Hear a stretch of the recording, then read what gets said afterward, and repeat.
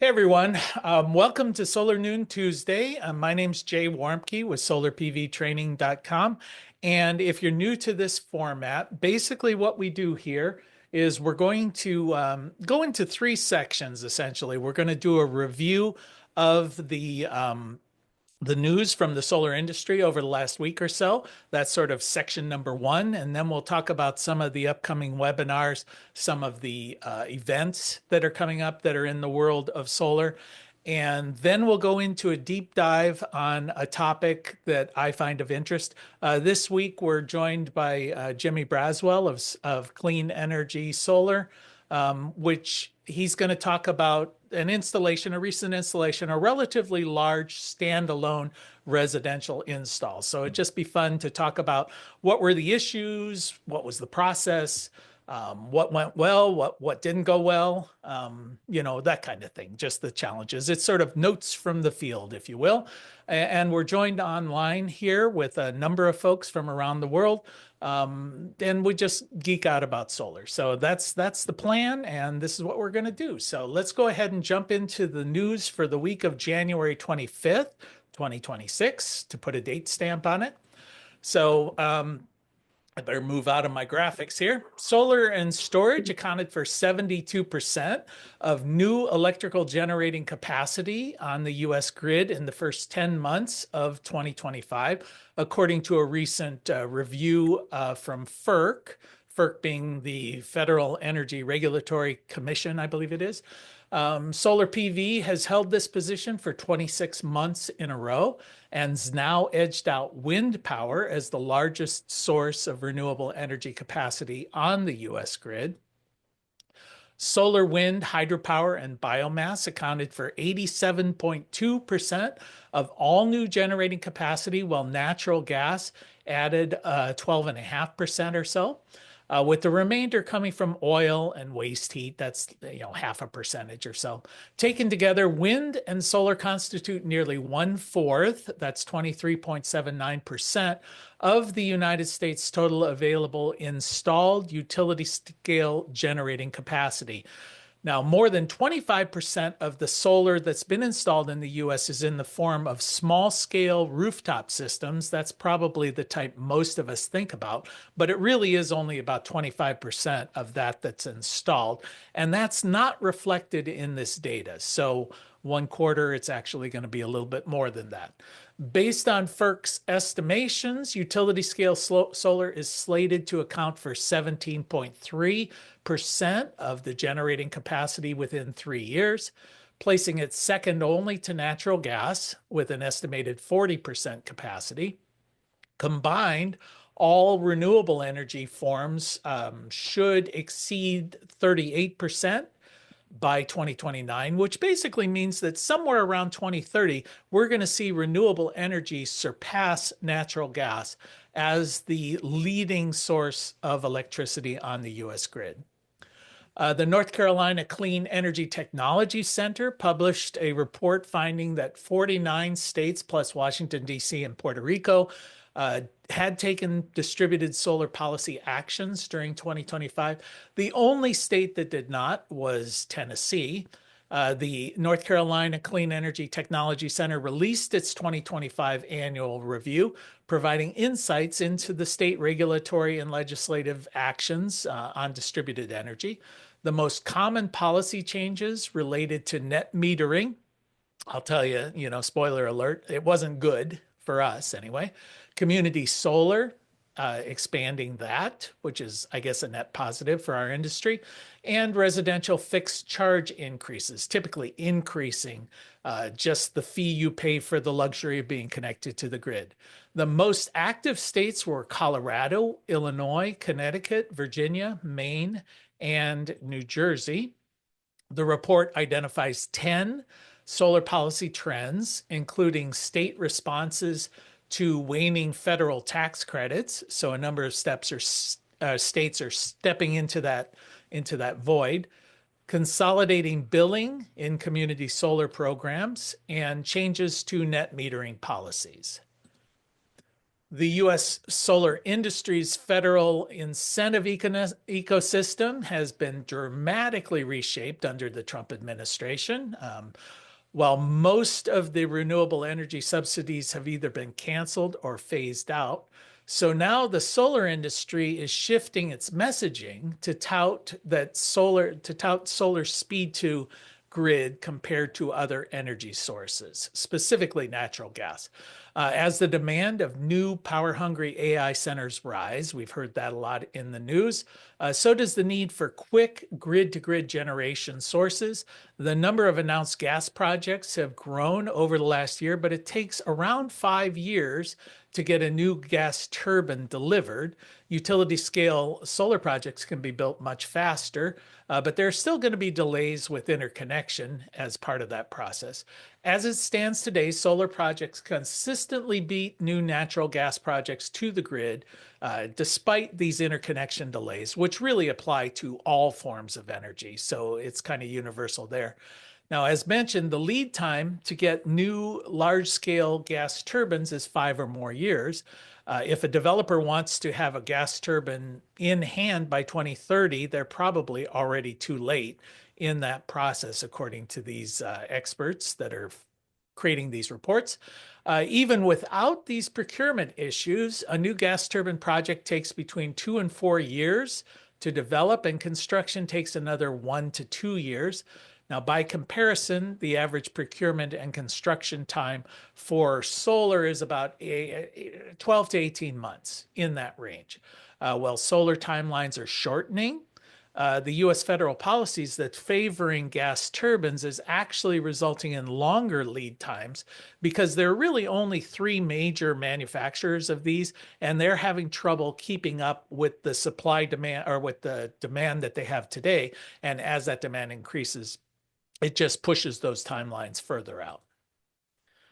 The Trump administration's war on renewable energy continues. The Department of Energy announced last Thursday that it's canceling $83.6 billion of Biden-era loans slated for clean energy projects.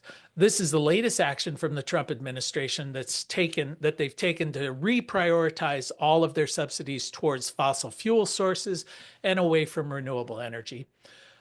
The effect of the affected loans, $9.5 billion that were originally slated for solar and wind, have just been transferred over to coal and nuclear projects. These loans that were issued by the Department of Energy's Loan Program Office under Biden, which has since been renamed, why not, to the Office of Energy Dominance Financing, which sounds very, very strong, right? The EDF. The Trump administration has canceled 29.9 billion of these loans of the 83.6, and is in the process of, in their words, de-obligating the rest of them. That sounds like government speak for canceling. EDF has allocated $289 billion in loan guarantees to prioritize fossil fuel infrastructure, fossil fuels like coal, oil, gas, plus geothermal and nuclear, as well as mineral extraction. And that's all the news that I came up with for this week. Does anybody who's online here have anything they want to add to the news that affects the world of solar at the moment? Give you just a moment. We're having a couple of new pieces of legislation come into both Kansas and Missouri, putting a moratorium on new solar development. Missouri, it's the first one in the nation where they've said that until the end of 2027, they will no longer have any.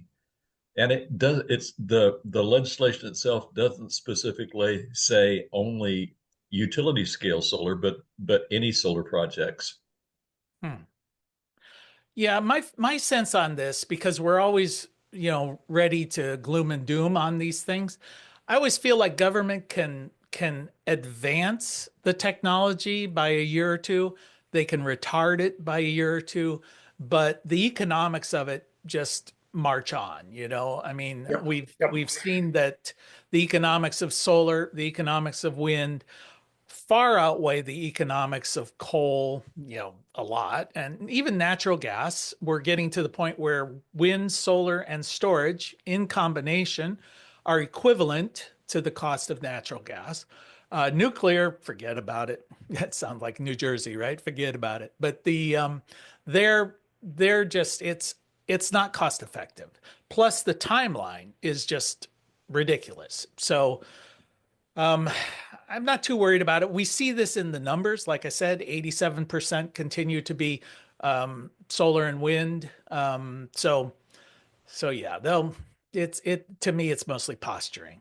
So yep. John, you raised your hand there. Yeah, so I put in the chat. Is there anything to be done to respond to that cancellation? Or are they beyond being, told they shouldn't do this or changing their mind? Yeah, I think what's happened in most cases, that at least the ones that I've seen and read about, is they step in and they cancel it. The group that had received the grant or the loan guarantee says, "Hey, we signed a contract with you guys. You can't just unilaterally say our word is no good." So they take them to court and they win. And then the court says, "Hey, Trump administration, you did this illegally." And Trump goes, "You and what army? I mean, we're just going to ignore what you just said." And then they can take them to court and they can keep pushing it up to the Supreme Court if they want. But by the time all that gets worked through, probably Trump's out of office, the project is no longer viable, so it's what's to be done? I don't know. Do it without government help. That's probably it. I mean, that we're facing the same issue on so many fronts at the moment, not just solar, renewable. So I think that's part of the reason a lot of people are feeling a bit uneasy, helpless about about that political situation, and it's just extending on into wind and solar. So I've I mean, my advice when we talk about this in our groups is essentially let's put on our big boy pants, let's compete on an even scale. Unfortunately, as we see the thumb of government is now on the scale subsidizing fossil fuels. So we say, hey, we're the low cost option. And they go, yeah, okay, well, we'll see what we can do about that. So I don't have a whole lot of hope there, but I do feel like the great equalizer is going to be that we're going to see escalating electricity costs, and you can remove a 30% tax subsidy, which makes the cost of your solar 30% cheaper. Now it's not 30% cheaper, but if you double the cost of electricity, now it's half price basically compared to buying from the utility. So the economics, again, long-term economics are in solar and to a lesser extent wind's favor. So, all right. Let me see. Okay, so let's talk about some of the announcements for the coming weeks. Whatever is, we've got a webinar coming up, yesterday, so too late on that, huh? Today, 2 p.m., there's one on domestic content incentives. So this is another of those incentives at the commercial end that did not go away. The commercial subsidies, tax incentives for solar are in place at least for a while, and the 10% domestic content incentive is in place. So they're just saying, okay, here's some ways that you as a commercial developer might be able to take advantage of this.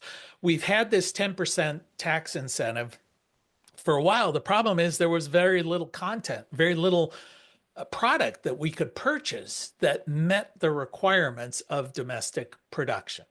So you're going to see a lot more of these product specific webinars that are saying, hey, we've passed that, and if you buy from us, you're going to meet that 10% threshold.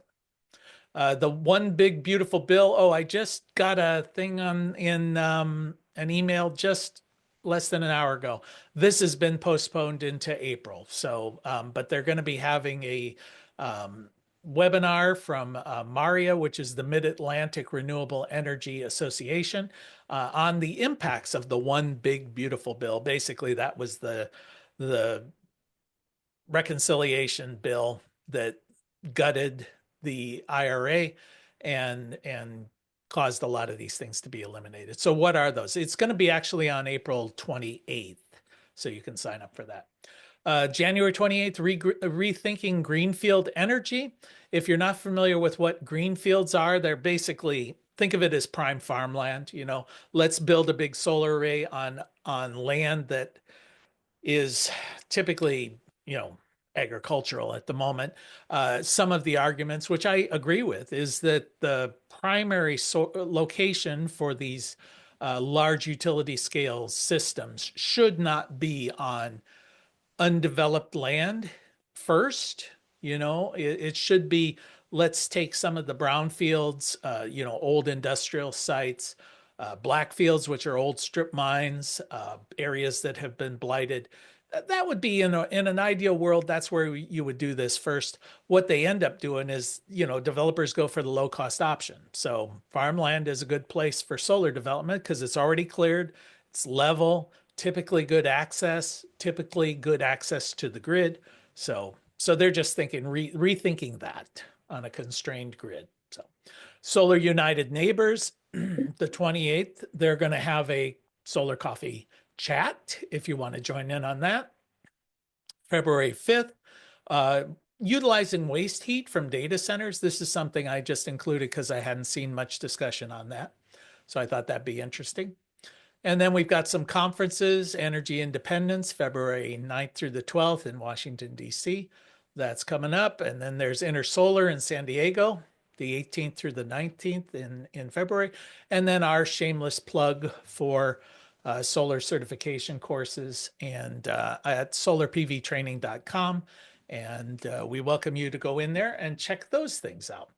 So that is the announcements recently. I'll throw it open one more time here to see if anybody's got anything for the good of the group before we jump into our discussion. See if anyone's there. And feel free. I really something do. in the I put something in the chat there about upcoming changes with net metering. I saw like looks like a little news on January 16th about how it looks like AEP Ohio is trying to make changes to net metering, much like they have in West Virginia. Just curious if anyone's been tracking that. What were the changes that they made in West Virginia? Well, they as of February, this next month, we have until the end of February to get any interconnection applications in, and they would have the grandfathered one-to-one net metering for 25 years.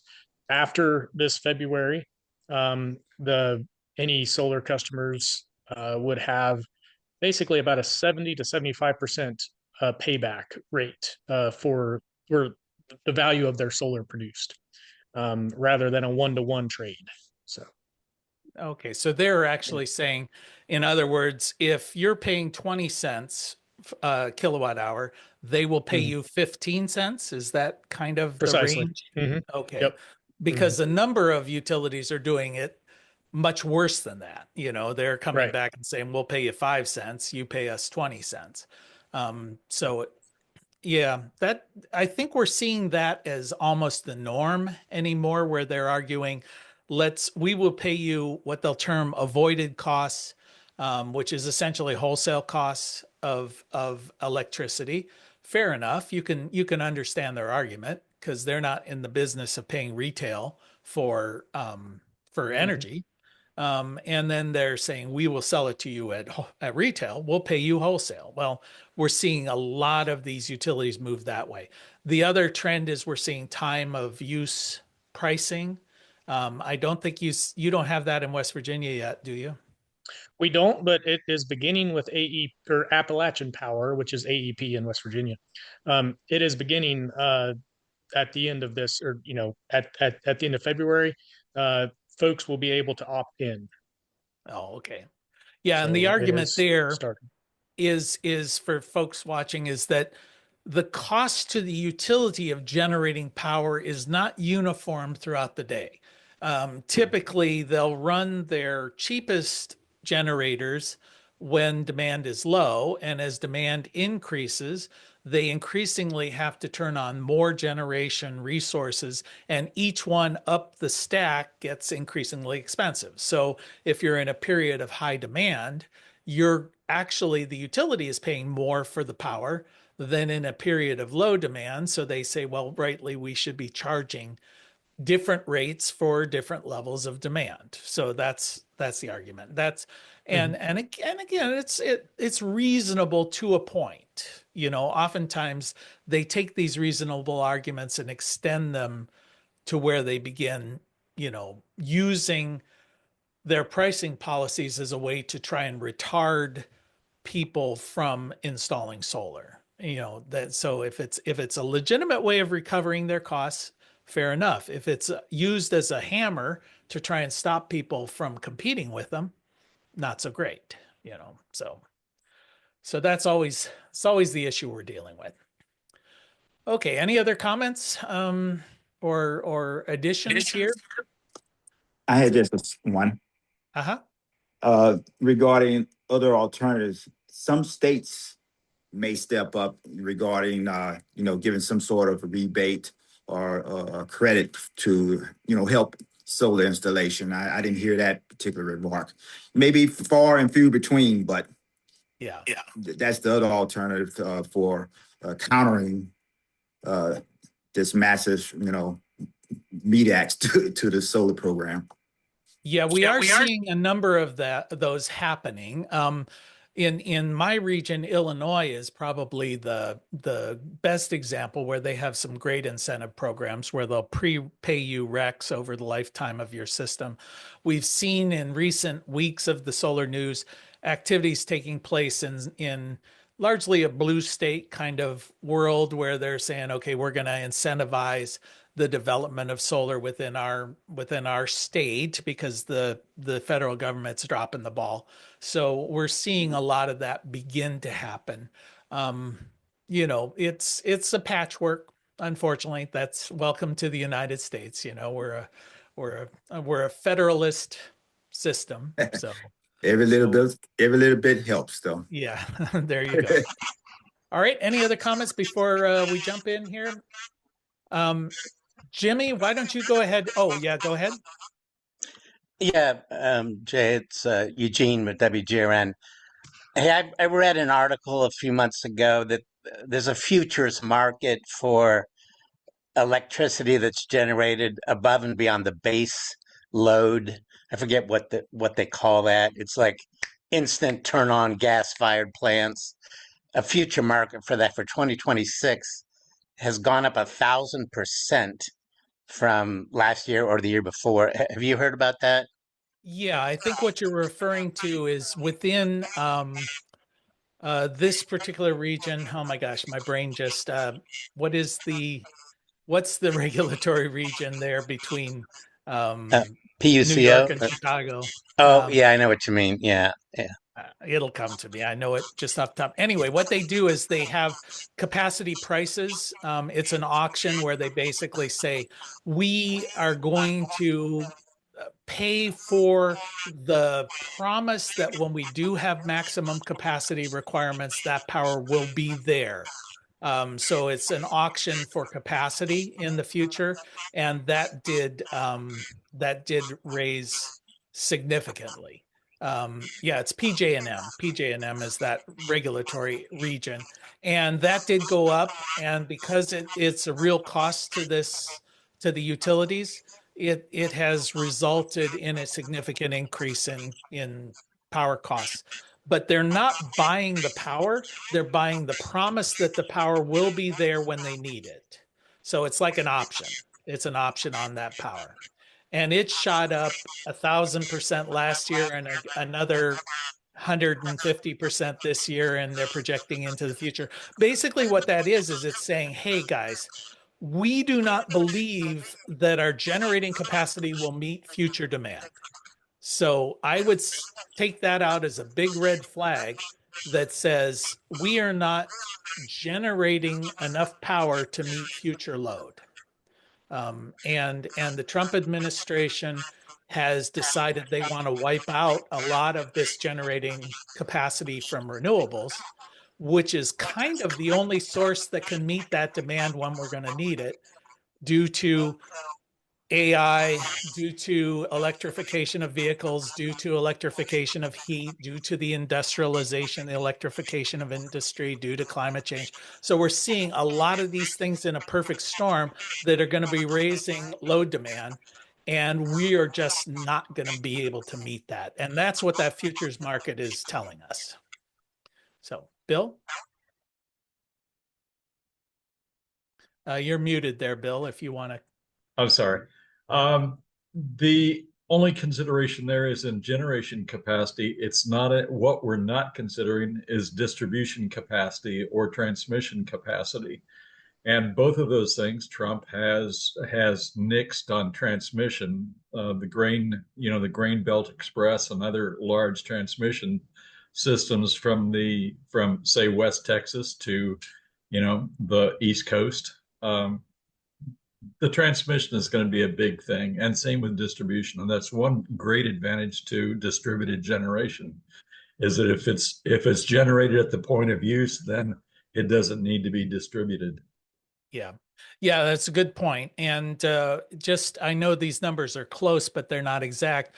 I think it was like 15 years ago, we built about 4,000 miles of high voltage transmission lines in the United States that year. It was like the last year of the Obama administration, if I believe right. And last year we built like 4 miles nationwide of high speed transmission. So it's, as you say, if the energy that you're developing is fully distributed, then that distribution system and transmission system is less critical because you're generating the power where you're using it.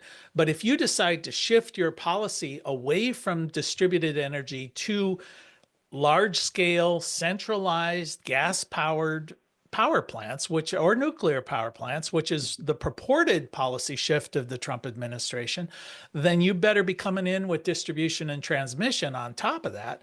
But they are not. I mean, surprise, surprise, they're not thinking things through, and that's just so I hate to be the person, who predicted 9 of the last 5 recessions or whatever, but I keep saying this is a problem. This feels like a slow moving car wreck that you can just watch happen. So I think for our industry, I think we're going to see a large shift back away from where utility scale systems were the primary driver of our industry for the last 5, 6, 7, 8 years, back to commercial and residential being the primary focus, because people are simply going to have to do it to deal with an unreliable grid, to deal with an expensive grid. So we're going to just have to, move back to small scale. There's an old book I remember from back in the 60s, Small is Beautiful, well, maybe let's go to small is beautiful. Now I'm showing that I was raised a hippie. What can I say? So that's all right. Well, I think we put Jimmy off long enough. Jimmy, why don't you introduce yourself, and then I'll kick up your presentation, and you can talk through the Solarc standalone system install. All right, I'm Jimmy Braswell. I own Clean Energy Solar. We're based out of Williamstown, West Virginia. We do a lot of work in Ohio. We do a lot of work in a couple other states, New York, Pennsylvania. This Solarc job, a guy contacted me and said that he had bought the equipment and wanted to move forward with installing it. And so we were eager to get on because I like Solarc inverters. I didn't have a whole lot of experience with them before this. I think we'd installed a couple of before with Jay. but you know, it was a pretty interesting project, and we're still hashing some things out with it. We've got it up and producing. We just have to make the final connections to the house. But I brought some pictures along for you guys to see Okay. these solar nooners. And hopefully he didn't punch you in the nose. It looks like somebody got you there. So Yeah, a good that's door got me. okay. Oh yeah, right. We've heard that before. Yeah, All right, yeah. I'm gonna share the screen and hopefully we'll get the presentation up and going. Can you guys see the screen there? I'll count on you. Anything yet? No, Not yet? no. Okay. Maybe I didn't share it properly. Oh, here, I didn't hit the share button. All right. Okay, and then let me hit this. Okay, now are you seeing it? Yeah. Yes. Okay, you just tell me when you want me to advance here. Okay. So this is just a cover sheet screen, but it's an interesting screen because well, I mean, we'll get to it later, but that screen right there is the first little bit that we started producing on December the 31st at 4 p.m., right as the sun was going down.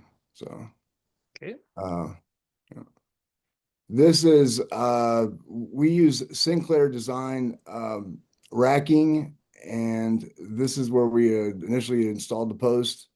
Um, I don't think we had the underground in it this time, but this is just the post. We used a 24-inch auger and just aug, you know, 6 foot deep hole, you know, that we were preparing for concrete at this point right So here. how did you go about selecting the location? Because of course, a lot of people look at, are we going to do it on rooftop? Are we going to do it ground mounted? Obviously, this is a ground mounted system. Right. Well, he had plenty of space in his yard, not so much on his roof. Plus, he had an aluminum roof. You kind of see his house in the background there. That's the real thin aluminum tile style siding shingles, and there was really no option to put it on the roof. Um, but it was a good south facing you know, location right behind his house right here, and it seemed right, you know, for 2 ground mounts that we ended up installing there. And he decided he wanted a standalone, not on grid. Was that just because the grid wasn't available, or was it because No, no, he? he wanted to come off grid completely, and I'm glad he did because we're over by about 600%. Oh, so AEP would have not have looked at this system favorably. No, no, it was a co-op, but yes, Oh, no, okay. they would definitely not have looked at the you know, the 120% rule is way under. But we you know, he has future ideas for all this power. I'm not sure exactly what it is, but what we did was we took two solar invert 15 kWs and we paralleled them. And what that does, each inverter only delivers about 100 amps to the home. So to sustain, you know, 100 amp service or 200 amp service, we had to use, you know, two solar arcs in parallel with each other. Okay. That produces 30 kW, but only about 100 amps per inverter. So the reason why you're really overproducing is not so much total capacity, but capacity, instantaneous capacity. Is that Instantaneous for, yes, for 200 amp service in his home that is, you know, is the home is already designed for. okay? All right. So And this is just, you know, us uh, putting in the, I believe we're running conduit right here and uh, finishing the post, getting ready for concrete still here. But yeah, the Sinclair design are pretty interesting ground mounts. You can they have a lot of tolerance, not only with like, you know, vertically, but with, you know, spacing. There's a lot of tolerance there. They kind of made it easier to work with. Um, I felt like at one point in time, one of our posts were just off a little bit, and when we ended up bolting the piling, the racking on, then we were able to shift it up and down with bolt holes. I didn't take pictures of it. There's bolt holes at the top of those posts that we could change vertically and get uh, get the tolerance that we needed for the racking. And one thing about it is the racking, it also is adjustable. It's hand crank adjustable. So having it just right would have been perfect, but we didn't quite get it just right. When we poured the concrete, some of the posts got shifted a little bit, but we were able to pull that out with the uh the way they build their racking, Sinclair design. Is it adjustable just during installation, or is this a manual tracking system as well? It's not it's a manual tracking system, yes. But yeah, throughout the year he can adjust it however he wants, towards the azimuth. Oh, okay. It is an azimuth adjustment, or is it an altitude? Is it seasonal based or during the Oh, day? it's seasonal based. Yeah, so it'd be the altitude. Yeah. So yeah, one of the things we like to talk about when we're talking through these installs is don't give us the Chamber of Commerce version of how this thing was installed. Tell us all of the dirty little secrets about everything that went wrong, and because nothing ever goes smoothly in these things. I mean, that's just Well, yeah, like I was saying, one of the posts was just a little bit off, in line. It was just a little bit off, and the height wasn't quite right. So once the concrete's in the ground, which this is before that, this is just us getting the post in the ground. But before when the concrete's in the ground, it's done, it's sealed. It's there's no changing it. So what they offer is like different points of attachment for the racking that allowed us to meet what we needed to make it adjustable and the right height and for everything to fit in perfectly. Mhm. And any problems you ran through with the burying the conduit at all? I think this thing is you'd obviously have to run a trench up to the house to bury to make the connection to the home. But Right. anything you ran into? Well, during the process of putting the post in, we weren't quite sure right at the very beginning whether we want to put the inverters on the house or on pads in the middle of the field or underneath the racking, the panels themselves. But what we ended up deciding on was halfway in the middle with putting pads in. And if you change pictures, I think it shows us doing that, or you can see the pads. This is Well, still trenching, I think. this is the trenching just for the PV line, but yeah. So we decided to put pads in, and we moved the inverters to out in the middle of the field. Go to the next picture if you would. Do you think this was a good decision in retrospect? I think it was a great decision for the install, but I don't, as far as monetary, it took the price up quite a bit, because now we're instead of running PV lines all the way down to in this picture, you can see the garage, and that's originally where he was wanting to put the inverters, but then he changed his mind, somewhere during the process. But and if we'd have done it that way, then we just would have ran PV lines down to the garage and over from the garage to the house where the meter is, which is right on the same wall facing the garage. We just would have had, the 4-out lines, the 200 amp service lines coming from the garage. But you know, when we changed it to the pads, he also added a 30 kilowatt generator to the process too. So that was, something major as well. And we ended up putting in two 2-inch conduits going to the house, one straight for the generator in case we wanted to run generator only, and one for the inverters and the feed coming off the inverters. Okay, and you sort of bring up a point, and I'll just throw this out here, and you can comment it on or not, depending on Okay. how politically astute you want to be. But you're Right. sort of like I am, where you come up, you talk to folks, and you say, okay, it's going to be this price. This is what we're going to be dealing with. And then halfway through the project, they start, oh, well, can we just change it and change this and let's change that and let's add this and let's add that.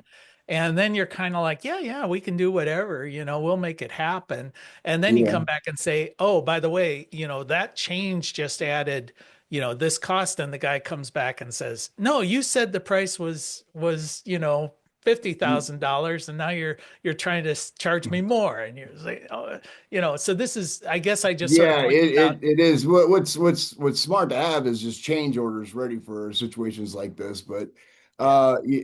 at the time, we were just going by the handshake in the field, and and it's worked out okay.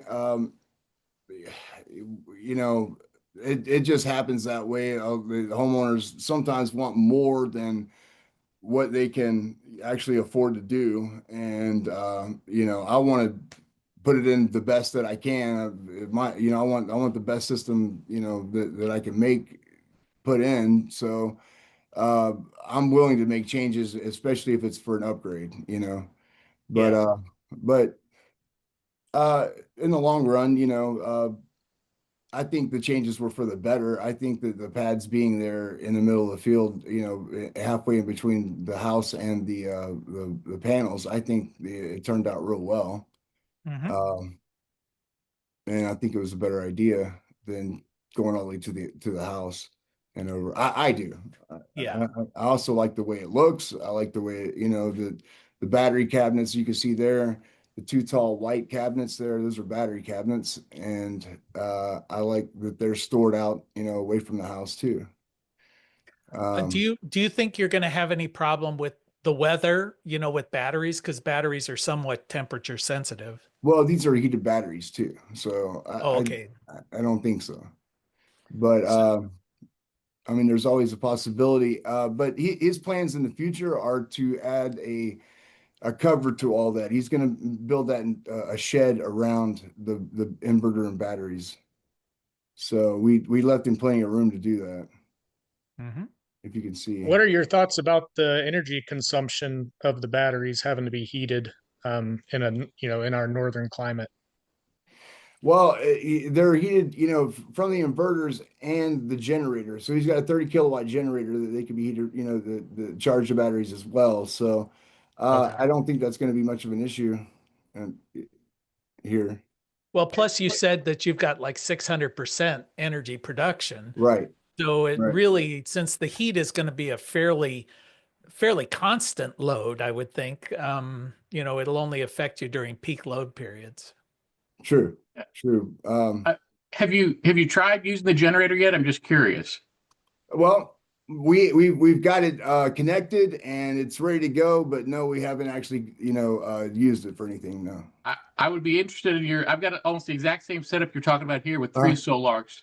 Okay. But the issue I've got is that the generator, when it goes from, let's say, generating 12 kilowatts to 20 or 30, I don't know the exact term, but it shifts gears, and there's a sudden spike, and the Solarks keep disengaging. I'm still working on trying to fix that now.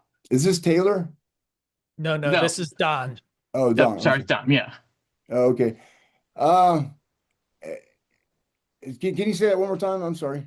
When the generator, I've had two generators at the same location now. When the generators shift from a lower gear to a higher gear, when they go from producing, let's say, 10 kilowatts to 20 or 20 to 30, it's like your car. It kind of shifts gears a little bit, and Right. it spikes the voltage.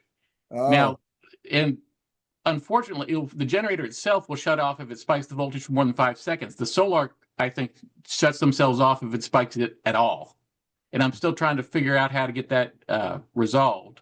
It's a relatively new problem I've come across. I've had this set up for about 5 years and haven't had that problem until recently. wow. Yeah. What I type of wonder- generator? We have a cooler generator, 30 kilowatt. I've got the other two. I've had a Generac for years, and I put in a Briggs and Stratton, same problem. Wow. Can you might need to switch it so that it's not running in like ecogen mode or something. Like if you can make it just Okay. run like a steady state mode, possibly. Yeah, clearly, if it's a steady state, because it's a steady state going up till it gets to about Yeah. 10 or 20, it's when it kind Yeah. of it's when it kind of revs up, and I can when I'm standing there, I can hear it kind of spit a little extra gas or propane or whatever in there. I can hear it rev when it changes to increase the output. But every time it does it kicks the Solarks off. So I'm thinking there's a setting in there that I haven't figured out yet. I just haven't had time to call them and go through it with them. They There might must be they might something. instruct you to use the CTs maybe to uh maybe Yeah. allow it to kind of control how much it charges the batteries, for instance. When you say the CTs, what do you mean? The current transformers, solar comes with current transformers, and you Yeah. can So put that on the grid feed or wherever your generator is feeding into it. You're probably it using it is. on the gen feed, but It is already on the grid feed, and it does. It's the solar that demands how much power comes in or out. Mhm. So it does alternate. And the way I fixed it is I've set the amount for the charging the batteries down low enough so that the generator won't go above, let's say, 10 when it's a problem. got it. Yep. I But wonder, there should be a Don, better way to fix it. I know your system has been there for a while.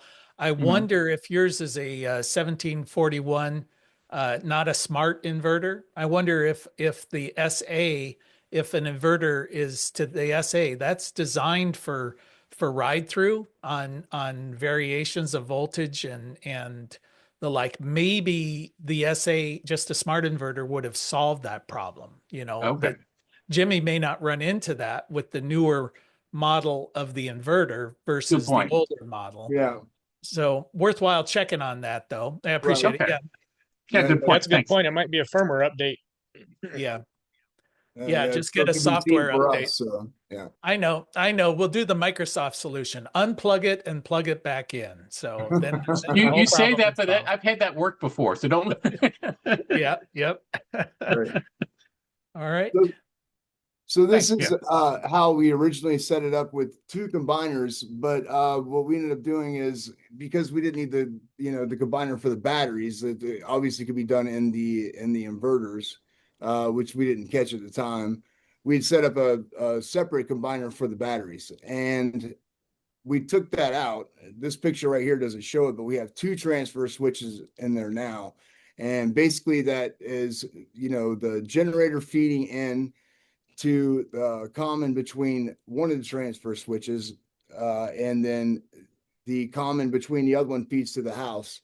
And in between that, we have the up position, which is the inverters only, the down position, which is the generator and inverters. And it's basically what I'm getting to is that you have to use two transfer switches in the right position before you can run just the generator to charge the batteries or anything like that. So we changed the design around a little bit from here, but yeah, this was kind of like us me seeing what I had and seeing if I can make it work this way with just a disconnect instead of two transfer switches. But I couldn't. So Can you explain again what the transfer switches are doing? Usually with the Solar, I don't even have one since it's off grid. So because we have the generator as well, the transfer switch, the bypass switch, basically it tells the in one position we can have solar and generator together, and that would in return in times of no sunlight or something like that, we could charge the batteries with with the generator. And in the other position, it would just be solar running to the house. So it took two switches to do that. And during this time, we were waiting on one of the switches to come in. But yeah, I at first thought that we needed to combine the batteries in a separate combiner, and I realized that I got that wrong. They make a Y that comes off of the battery terminal that parallels the batteries inside the inverters. Also, they can be paralleled at the bus and the Discovery Tower, the battery towers that we got. So, I'm just curious, couldn't you run it all through the solar? I think that's what I do. well, we're coming to the grid side of the generator. Mm-hmm. We're going to the grid side of the generator. So the generator is plugged into the grid of the generator. I mean, of Right. the inverter. Yep. What we do, or what we did with the two transfer switches, basically, let me see. Hold on. Give me 1 second here. Well, while you're looking at that, I guess I would ask, is there any danger of the generator causing any damage to the inverter? I know that used to be an issue, but I think, Don, what you're getting at is because Solarc has a connection port for the generator, Mm-hmm. it's supposed to take care of that it's not gonna. It does, and but you only need that port if you're on grid. If you're off grid, which I think he said this was the situation here, they actually encourage you to connect the generator into the grid port. Mm-hmm. Yes. Yeah, if you want to get the full potential of 30 kilowatts of the generator, then you have to go into the grid side of the Right. inverter. Is he setting this up too, that in case he wants to add to the grid or connect to the grid at some future point, he can? Well, we're leaving that option open, but at one point in time, I was going to put a transfer switch down at the house for another option of whether it could be the meter or solar coming from the inverters. But he decided he just wants to go fully off grid at this point now. So we're just connecting it straight from the inverters going to the panels. Okay, well, I'm going to push us Going forward to the MSRP. I'm sorry. I'm going to push us forward so we don't get too deep in the woods, but or into the weeds here. But I want to, because we only got about 5 minutes left, so let's jump on through and right. You This tell is us showing with the two transfer switches, now. Mm-hmm. And there's your And generator, 30 right? generator. Yeah. Mm-hmm. Uh-huh. So Yeah. So when you're doing the equipment part of it, which I assume would be the part that would scare people, what, other than trying to figure out how the transfer switches all work together and how the equipment all works together, was there anything that came up that you just that surprised you, that was sort of out of the norm? Well, this is a new system for me, so a lot of it was out of the norm. We're used to doing solar edge in phase systems, so SolarArc was a big, a different direction. So a lot of it was new to me, but I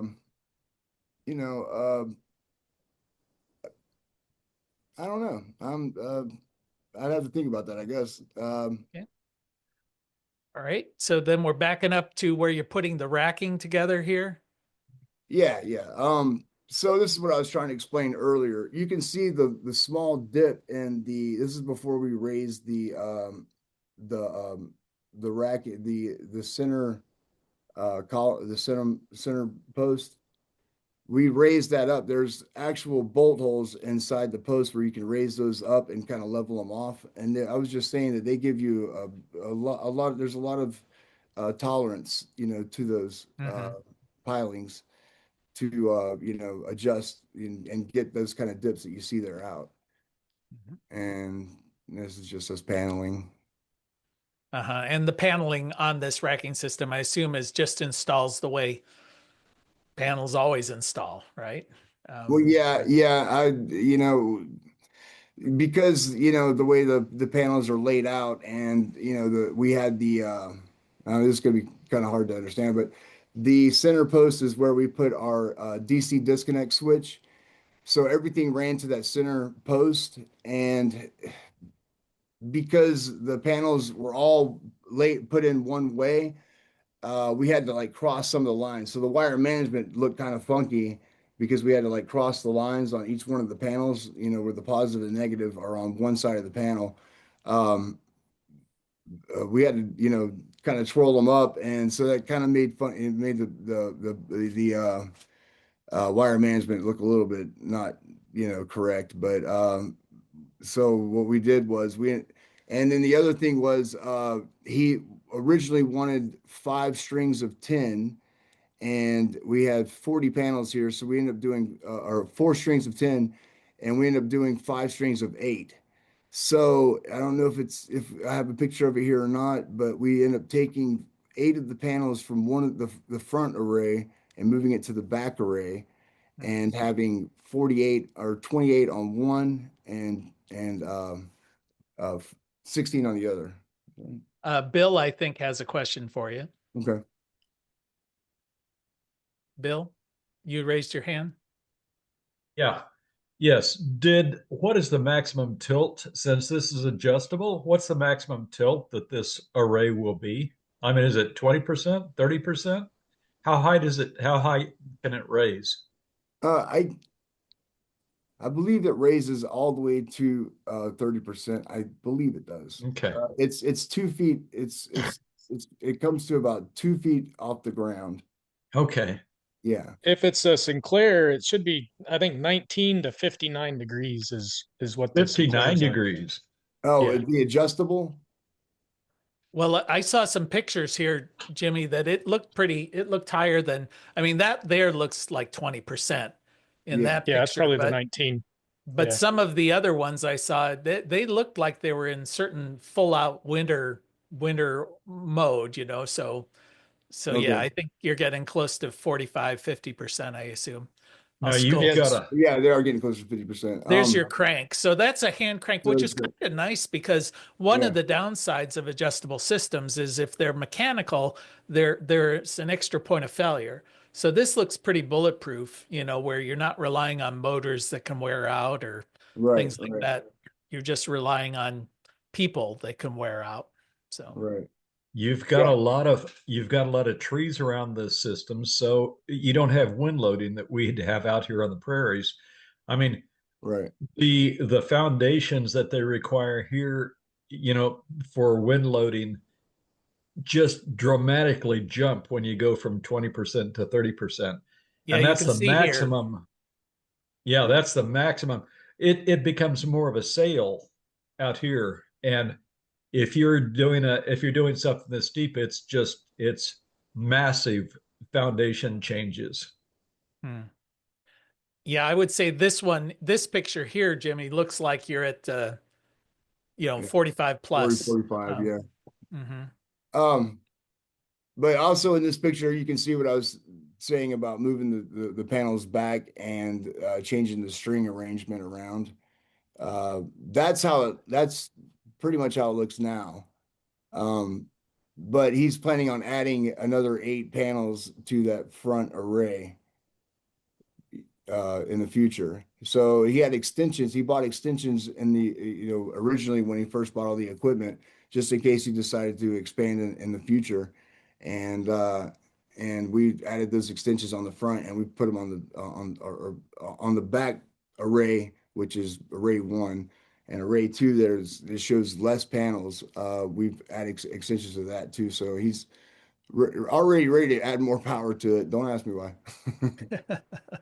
So he's figuring he's going to last out the zombie apocalypse. So Yeah. one thing you got to worry about there, of course, is inner row shading. So, you've got to make sure that the back row is far enough back to avoid being shaded by the front row. So I'm sure you got that in there. We were 60 feet from post to post. So Yeah, that's a good. What size panels were you using there? those are REC 450s. Mm-hmm. And Okay. So they're fairly the large. alpha RECs, which are pretty efficient panels. They I think they're kind of new. Alpha, I can't remember the name of them, but I don't have all my notes in front of me here, but N-type silicon. yes, N-type, yes. Okay. Well, and Jimmy, I'm showing that we're running right up against the hour here, but does anybody have any questions for Jimmy here on the build or anything that we didn't touch on? What, I guess I'll ask you, what would you do differently if you were going to do this project again? Change orders would be one of them. You document everything and make Yeah, sure. change orders. But now having done one like this, I think it would be a much more smoother transition next time. It takes actually getting out there and putting one together, of this scale, to get the experience to be able to handle the next ones. We've done a lot of commercial work and stuff too in the past, but not from start to finish. And this is like, it's not a commercial job, of course, but it almost felt like one, with the pouring of the pads, the spacing of the conduit and inside of the concrete and things like that. It almost felt like a small scale commercial job.